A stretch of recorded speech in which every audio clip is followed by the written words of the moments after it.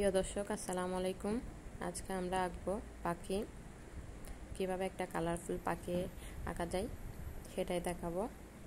আমরা প্রথমে পাখির ঠোঁটটা এঁকে নিচ্ছি। এরপর আমরা পাখির মাথার অংশটা আঁকছি। খুবই সহজ পাখি আঁকা। আপনারা যদি একটু আমার স্টেপগুলো ফলো করেন তাহলে খুবই সহজ একটা সুন্দর পাখি আঁকা যায়। এরপর আমরা পাখনাটা আঁকবো। এইভাবে উপর থেকে নিচে ঘুরিয়ে ঘুরিয়ে ডানাটা আঁকতে হবে। এরপর লেজের অংশটা আঁকবো। এইভাবে দুই পাশ থেকে লেজের অংশটা এঁকে নিব। এভাবে ঘুরিয়ে ঘুরিয়ে আঁকলে সুন্দর একটা লেজ হয়ে যাবে। এরপর ডানাটাকে একটু সুন্দর করার জন্য আমি একটু শেপ করে নিচ্ছি। এরপর অপর পাশের ডানাটাও এঁকে নিব। ঠিক সেমভাবে উপর থেকে নিচে ঘুরিয়ে ঘুরিয়ে আঁকতে হবে। হয়ে গেছে। এরপর এটাও ঠিক আগেরটার মতো করে একটু দাগ কেটে নিয়ে শেপটা সুন্দর আসার মতো করে নিব। হয়ে গেছে। এবার আমরা চোখ আঁকবো। চোখ আঁকা শেষ। এখন আমরা রং করব।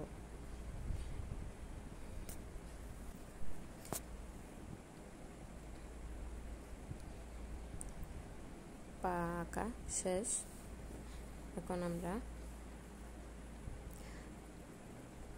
একটা নীল রং দিয়ে মাথার অংশটাকে রং করব, যাতে কালারটা একটু ফুটে মতো। নীল রঙের অনেক পাখি দেখা যায়, দেখতে অনেক সুন্দর লাগে, তাই আমি চেষ্টা করলাম রংটা নীল আর হলুদ দেওয়ার। মাথার অংশটা একটা নীল রং দিয়ে সুন্দর মতো রং করে নিলাম।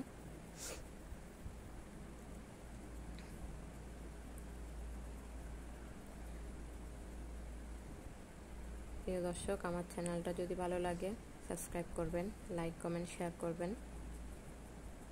পাশে থাকা বেল আইকনটি প্রেস করে দিবেন যাতে নতুন নতুন সকল ভিডিও সবার আগে পাওয়ার জন্য। এরপর আমরা একটা হলুদ রং দিয়ে নীল রঙের ঠিক নিচে রংটা করে নিচ্ছি। একদম মিশিয়ে নিতে হবে। হয়ে গেছে। এবার আমরা ডানাটা রং করব। উপর থেকে ঠিক আমি যেভাবে নিচে রংটা করছি এভাবেই করলে রংটা সুন্দরভাবে মিশে যাবে, দেখতেও সুন্দর লাগবে। খুবই সহজ, ছোট থেকে বড় সবাই খুবই সহজে আঁকতে পারবেন।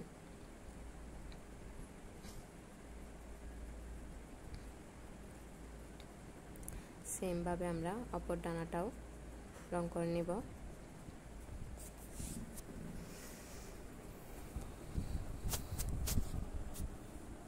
এরপর আমরা ঠোঁটটা একটা লাল রং দিয়ে রং করে নিব।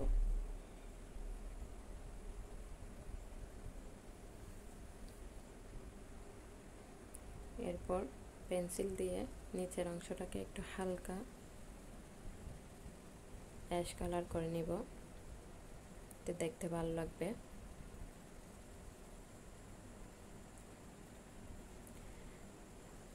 আমাদের হয়ে গেল।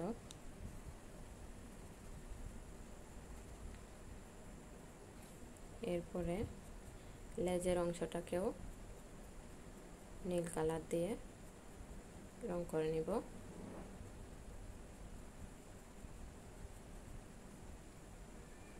সুন্দর করে মিশে যায় মতো, যাতে দেখতে সুন্দর লাগে। হয়ে গেল একটা সুন্দর পাখি।